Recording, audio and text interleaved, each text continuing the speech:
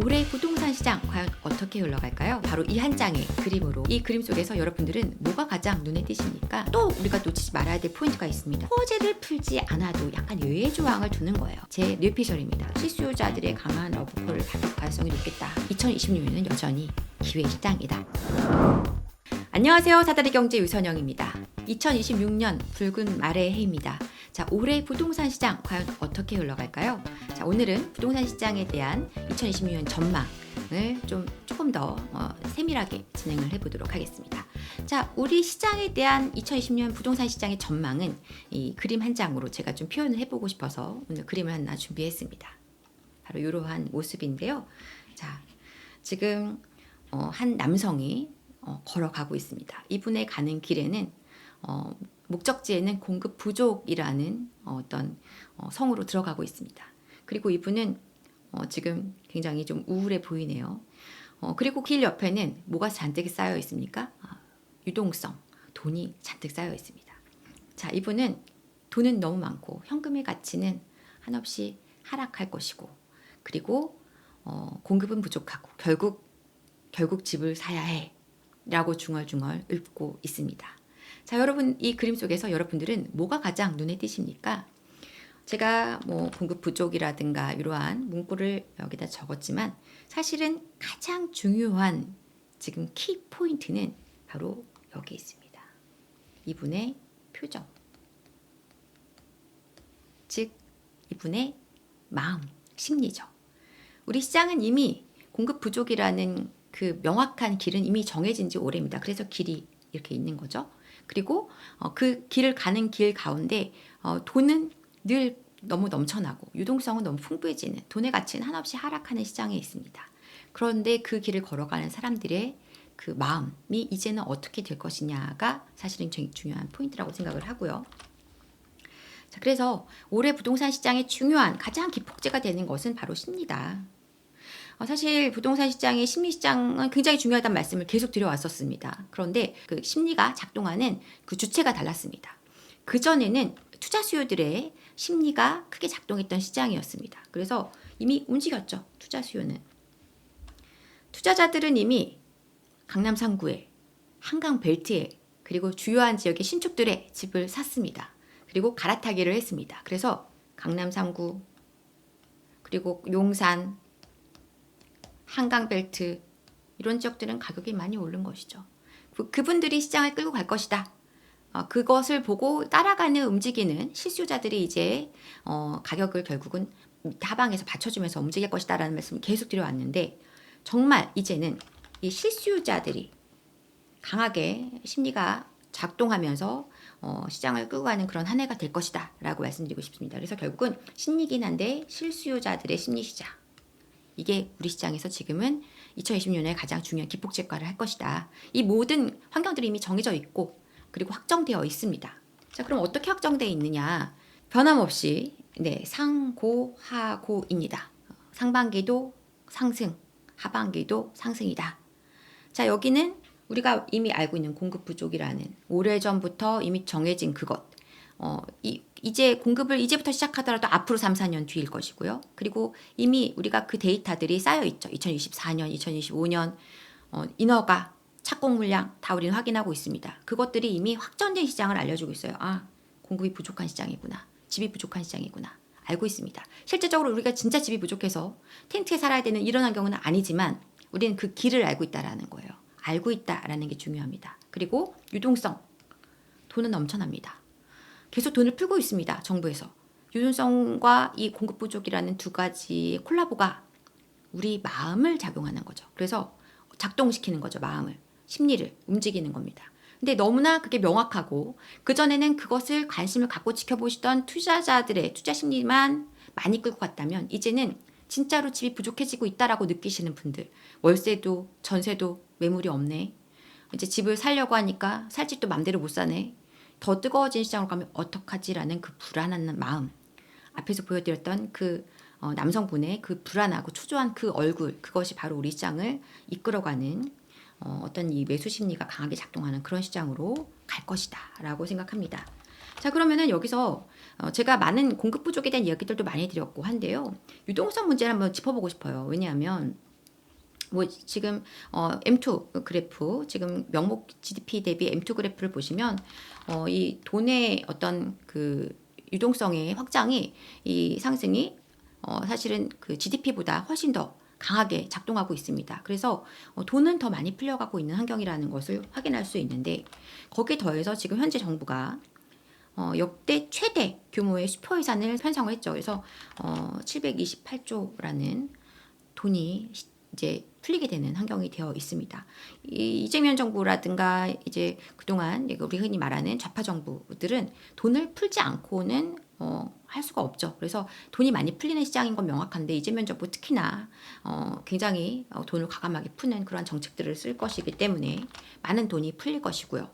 거기 또 하나 또 우리가 놓치지 말아야 될 포인트가 있습니다. 바로 이겁니다. 토지 보상 문제입니다.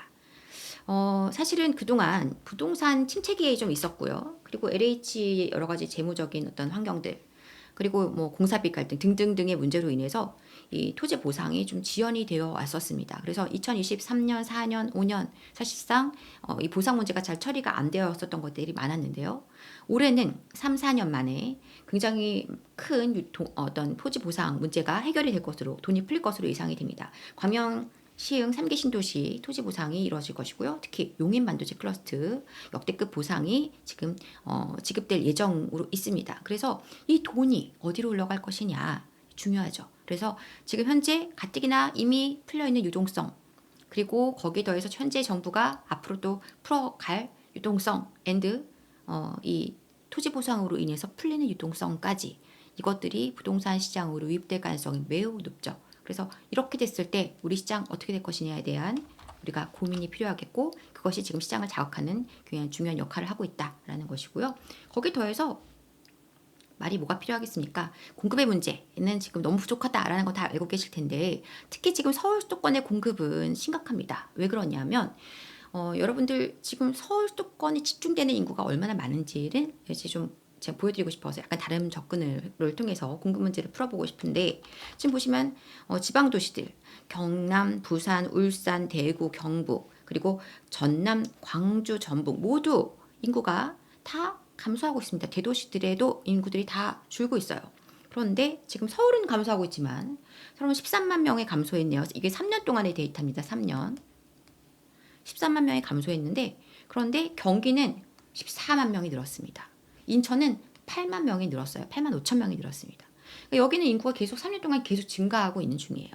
서울, 경기는 약간 서울의 수요가 경기로 넘어가는 이런 모습이 되면서 서울은 감소해도, 그리고 서울이 감소하는 것이 거기를 떠나고 싶어서가 아니라 강제로 밀려서 나가는 수요이거든요. 그런데 여기는 이렇게 인구가 계속 유입이 되는 환경이고, 지방 도시들의 인구가 감소하고 있습니다. 유입이 된다? 어떤 근거로 그러느냐? 이걸 보시면 지금 서울은 순 전입 인구가 0.05.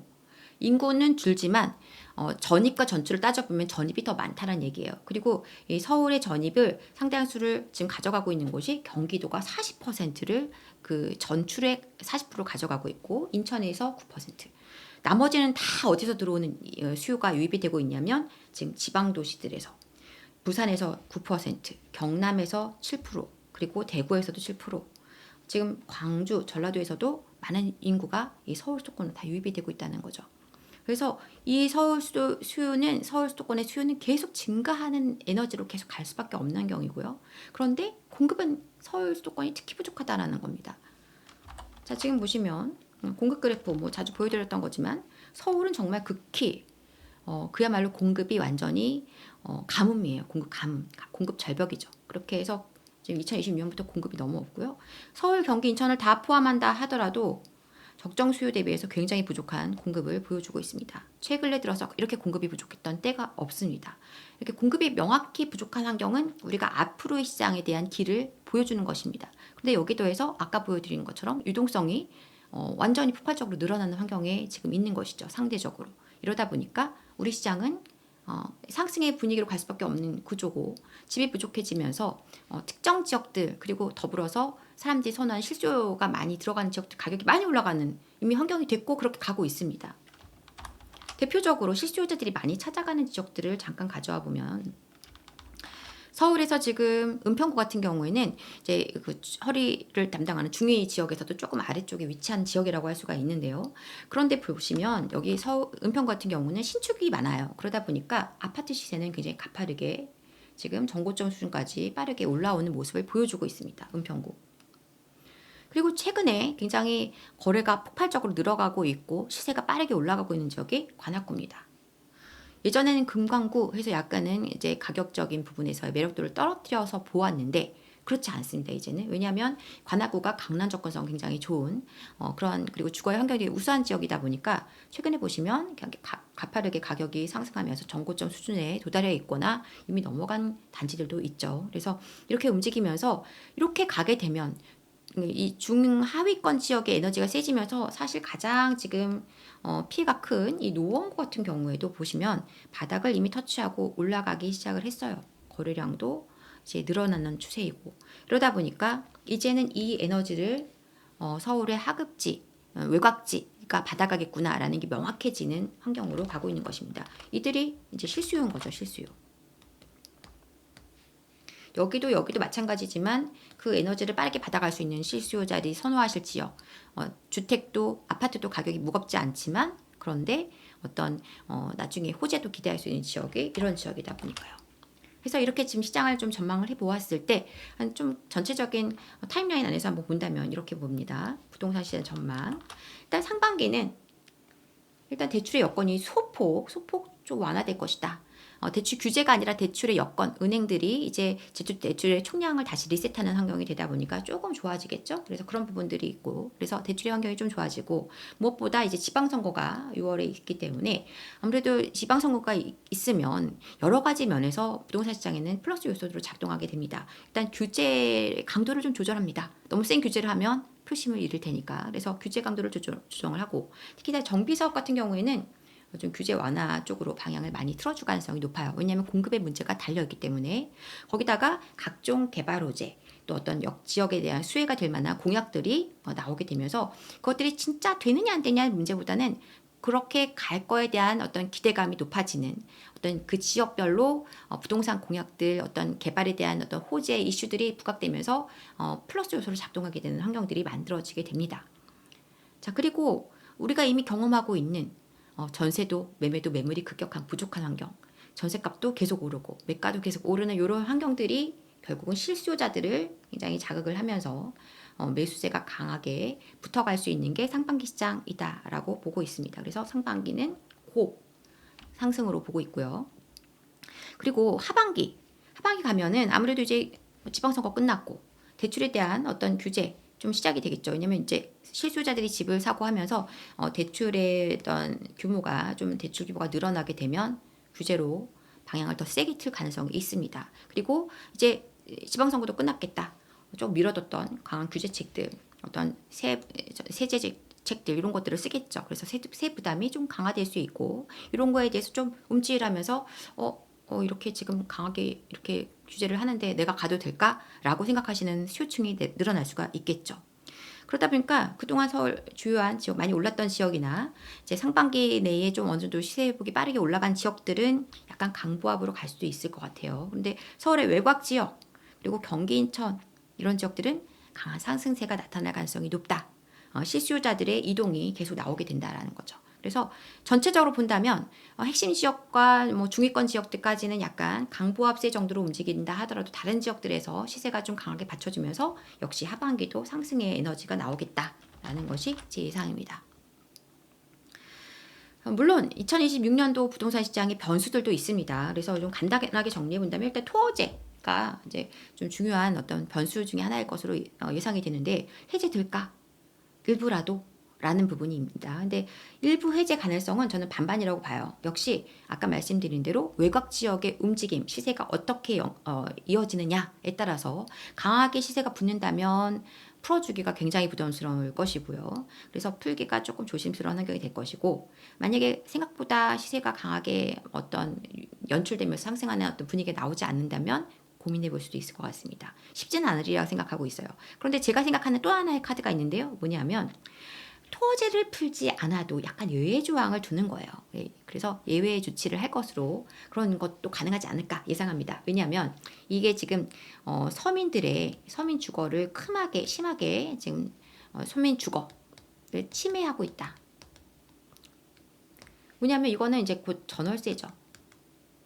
전월세 시장조차도 지금 가격이 뛰고 매물이 너무 없다 보니까 서민들의 어떤 주거 안정이 굉장히 심하게 훼손되고 있습니다. 그래서 전세를 만약에 내가 세를 주면 양도세 문제라든가 매도가 안 돼서 팔 수가 없는 환경이 된다면 세를 안 줘야지 비워야지 이런 분들도 나올 수가 있고 이렇다 보니까 이 상태에서는 어떤 전월세 공급이 계속 유통되는 공급 자체가 안 되는 거예요. 신규 물량도 안 되는 유통도 안 되는 상황.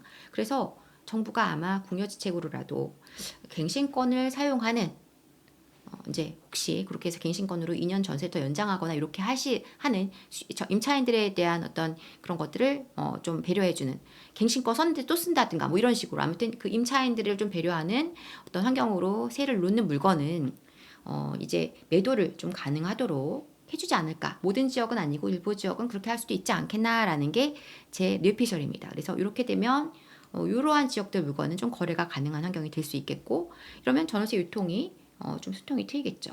일부 해지가 되든 아니면 어떤 이렇게 예외 조항을 넣어서 약간 풀어주든 간에 전월세 유통 공급이 활성화가 되면은 중하급지는 갭매우기 어떤 에너지가 강화되지 않을까 예상합니다. 그래서 이러한 저의 한번 생각을 한번 반영을 해봤고요. 그 다음에 양도세 중과 유예나 부활. 사실 중과가 만약에 다시 부활이 된다. 그러면은 상반기에 좀 일부 급매물이 출회될 가능성이 있겠습니다. 그러면 그렇게 됐을 경우 매수의 기회로 작동하겠죠. 이때는 빠르게 사는 게 좋다. 그런데 만약에 지금 토어지도 묶었고 양도세 중과까지 다 해버리게 되면 이게 지금 정책적으로 어디 하나 나갈 구멍 없이 이렇게 가둬놓고 숨통을 옥죄는 이런 방식이 됩니다. 그래서 아마 정부가 어떤 방식으로든 숨통을 틔워줄 수 있는 카드를 쓰지 않을까. 본인들이 그렇게 잘해주고 싶은 게 아니라 그렇게 해야 문제가 없기 때문에 그럴 수도 있지 않겠나 생각하고요. 자, 기준금리 인하 여부도 역시 좀 중요한 부분일 수는 있겠지만 저는 그전만큼 강력한 이 어떤 모멘텀으로 작용하지 않을 것이다. 이미 매수 심리가 작동을 한 상태예요. 이미 투자 수요는 많이 움직였고 실수요자들도 애들의 심리도 지금 강하게 작동되고 있습니다. 그렇기 때문에 그전만큼의 파급력은 약하지만 시장 상승의 어떤 윤활유 역할 정도는 해줄 수 있다. 금리도 또 내렸네 라는 것 이런 것들이 가능할 수도 있다. 아마 상반기보다는 하반기 인하 가능성이 높지 않을까 생각하지만 아마 이 시장 환경에 따라서 이거는 달라질 수 있을 것으로 보고 플러스 요소로 작동할 수는 있겠지만 아주 강한 어떤 파급력을 가지는 그런 이슈는 아닐 것이다. 이렇게 예상하고요. 자, 그럼 마지막으로 2026년 부동산 시장의 관심 지역 그리고 상품 어떤 것들이 있을까 이걸로 정리를 해보겠습니다. 일단 서울 강세는 유지될 것으로 생각이 되지만 강세가 유지된다는 것과 어떤 투자의 매력도가 높아지는 것은 조금 다른 얘기긴 합니다. 그래서 호재와 어떤 가격적인 메리트까지 모두 갖추고 있는 지금 현재 상대적으로 가격적인 매력도가 높은 노원과 도봉을 좀 꼽고 싶습니다. 왜냐하면 호재 있습니다. 정비사업에 대한 기대감 높습니다. 재건축 이슈들 많이 있고요. 그리고 재개발도 있죠. 그래서 이러한 정비사업에 대한 기대감 높은 상태고 그리고 또 여러 가지 교통의 호재라든가 그 지역의 가치가 올라갈 수 있는 그런 개발 사업들이 대거 추진 중이죠. 그래서 그렇다 보니 그런 것들이 버물려지면서 호재도 있는 데다가 가격도 싸. 그런데 지금 갈 수 있는 곳은 내 가격으로 갈 수 있는 곳 여기밖에 없어. 이렇게 하면서 실수요자들의 강한 러브콜을 받을 가능성이 높겠다라고 생각합니다. 그래서 노원, 도봉의 상승세가 뚜렷하게 나타날 것으로 예상이 되고요. 그 다음에 강남 3구랑 한강벨트 지역 역시 많은 분들의 사랑을 받는 지역이지만 가격이 많이 비싸졌죠. 그래서 그런 지역 내에 상대적으로 좀 소외단지, 좀 가격이 착했던 저렴했던 지역들 시세 상승은 좀 꾸준하게 강보합세 정도로 이어질 것으로 예상이 되고요. 그 다음에 서울 중위 지역은 역시 꾸준한 상승세를 유지할 것으로 생각이 됩니다. 이제 그동안 올랐으니 막 급하게 올라가진 않겠지만 꾸준히 알듯 모를 듯 올라가고 그래서 어느 순간 보니까 전고점에서 10% 올랐네, 전고점 대비 20% 올랐네, 이러한 모습으로 그동안에 이 강남 3구나 그리고 마포 성동이라든가 주요한 한강벨트 라인 쪽에 있는 한강벨트 쪽에 있는 물건들 가격을 어느 정도 따라가는 그러한 모습으로 연출되지 않겠나 생각하고요.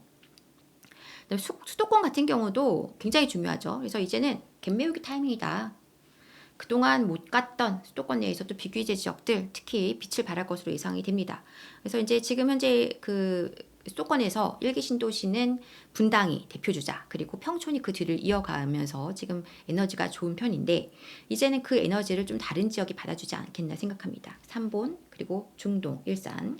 그래서 현재 삼본 같은 경우에는 이제 거래도 좀 제법 나오면서 시세가 조금씩 회복의 어떤 모습으로 많이 가고 있긴 한데요. 삼본 내에 있는 이제 다음 재건축이 될 곳들 에 대한 기대감을 가지고 매수하시는 분들과 더불어서 재건축에 대한 기대감이 높지 않아도 그래, 이 입지라면 확실히 가치가 올라갈 거야 라고 생각하는 그런 역세권 단지라든가 그런 주요한 단지들은 에너지가 세게 나올 것으로 예상이 됩니다. 보신다 해도 이런 지역들을 우선해서 보시는 것을 추천을 드리고 싶고, 중동도 마찬가지입니다. 실수요자들이 굉장히 좋아하시는 지역이고, 그러다 보니까 이러한 모습들 나올 것이다. 일산 넓은 지분에 재건축한다면 사업성이 괜찮겠구나, 역시 관심을 두게 될 곳으로 지금 보고 있고요. 경기도 내에서 많은 지역이 있습니다만 일단은 시흥과 안산을 좀 꼽아봤습니다.